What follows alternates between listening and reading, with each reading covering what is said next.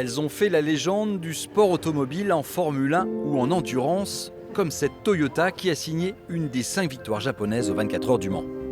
La Toyota derrière, elle a des moustiques partout écrasés sur les vitres, donc c'est drôle. On se dit comme quoi avec la vitesse, il y a plein de trucs qui arrivent et c'est impressionnant quoi. Les 18 voitures présentées ont en commun les plus beaux podiums du sport mécanique, une exposition marquante qui fait oublier aux visiteurs la fermeture du musée et sa centaine de véhicules historiques. Ça permet quand même de venir voir les voitures et visiter le circuit, donc c'est plutôt bien qu'il y ait des gardés ouverts.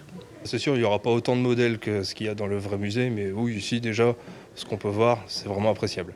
Ça aurait été dommage de tout fermer là, pendant un an et d'empêcher les gens de venir au moins admirer ces voitures-là, quoi.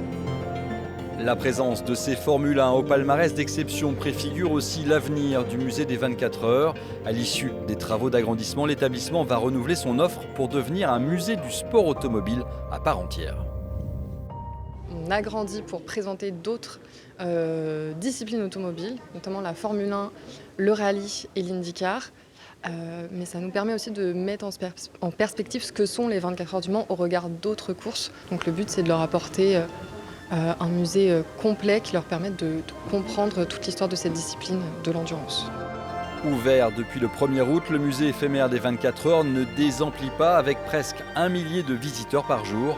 L'exposition Champion du monde s'y tient jusqu'en mars prochain, en attendant la réouverture du musée officiel prévue, elle, au mois de mai 2026.